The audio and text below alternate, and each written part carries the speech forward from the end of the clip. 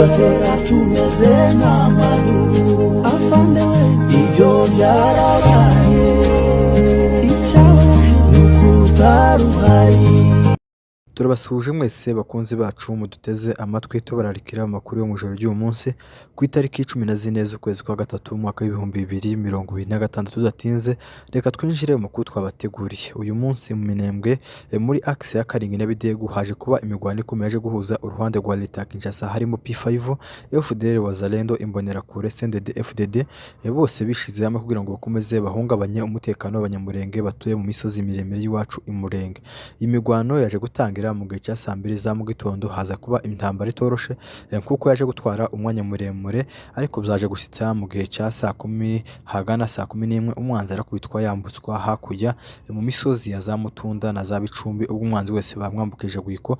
Ihuriro MDP twigwaneho rigwana ku ruhande rw'abaturage rikomeje kubikora kinyamwuga, ubwo rikomeza kugenda rigwanira abaturage bahereye mu bice bagenzura. Murabizi yuko intambara twayishoweho ntabwo twateguye intambara, ntabwo twanayiteguye, ahubwo ihuriro rya leta ya Kinshasa nibo badushuyeho intambara bagambiriye kudukura iwacu. Burya impamvu mubona MDP twigwaneho igwanya amareta n'amareta hagurukana za drone, n'uyu munsi haje gukora drone mu migwano yaje kubera za Karingi na za Bidego, ariko twigwaneho igakomeza gusubiza inyuma bino bitero. Nukubera ko intambara twayishoweho n'ubundi ni ukugwana twivuye inyuma, tuzi yuko ntandi mahitamo gutsindwa kwacu no gushira. Niyo mpamvu mubona badahwema kugenda basubizayo ano mareta yose yishize hamwe afite effectif iri ku rwego hejuru, afite ibikoresho byinshi, afite ibikoresho by'ikoranabuhanga byo mu kirere, ariko n'ubundi agakomeza kugenda basubiza inyuma. No kubera yuko kujya hagwana impamvu kandi hagwana ukuri, ariko burya ntabwo hagwana ubwinshi. Rero uko niko byifashe uyu munsi haje kuba imigwano ikomeye mu bice bya Karingi, ayo makuru yizewe, ariko umwanzi wese baje kumukubita bamusubiza inyuma. Tubibutse yuko n'ubundi aho bamusubije inyuma no yari asanzwe atuye, ni naho yateye aturutse mu bice bya Bicumbi na za Mutunda. Aho ngaho hari indiri zikomeza FDL, hari indiri zikomeza P5, hari indiri zikomeza ingabo z'u Burundi, hari indiri zikomeye za FARDC, ariko no twizere yuko zizaza gusenyuka. Ni kuvuga yuko bishingikirije kiriya kibira ca Pwenzero, inkomere zabo nyinshi zikomereka, bahita bazuriza imodoka zikikondera zikika ku mushasha. Niyo mpamvu ibice bya Karingi na za Bidego bidahemo ganda beramwe imigwano. Ni ibice biri hejuru bifite strategy y'intambara kandi bafite ibarabara bibafasha kuzana ibikoresho by'amasasu cyangwa se imbunde, ndetse no gusubiza inyuma inkomere zabo zakomeretse ku rugamba.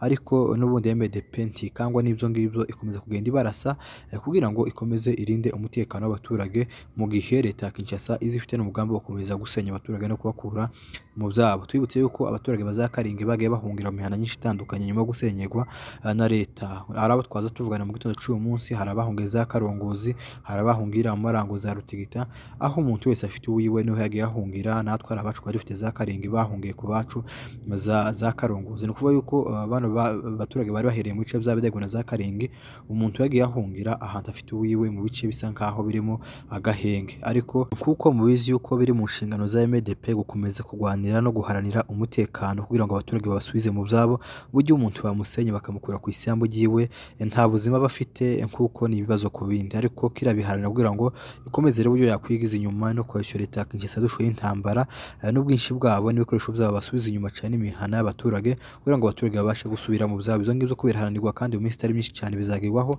abaturage bazakaringa basenyewe bangajwe bagasubira mu byabo. Ico cyizere cyo turagifite twakibageza ko niko byifashe. Imigwano iri muri izo bice yaje kuba imigwano ikomeye yumvikanyemo imbunde ziremereye ndetse na za drone zo mu kirere.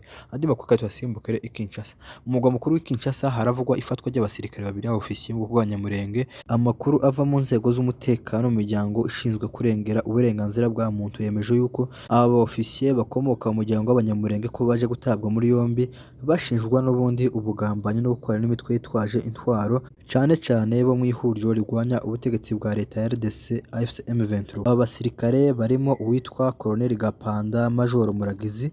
Abo ni abasirikare mu bwoko bw'abanyamurenge batawe muri yombi ubwo bamaze gukekwaho ibyaha, bahita burizwa indege bajanwa mu mugwa mukuru i Kinshasa kuja gukorerwaho iperereza ku byaha bashinjwa. Gusa bamwe mu ruhande rw'abanyamurenge bagaragaza yuko ari akarengane gashingiye ku moko, yuko umusirikare uri kumwe n'abandi basirikare bidashoboka yuko yaja muri politike no gukorana n'imitwe nyishamba bahanganye.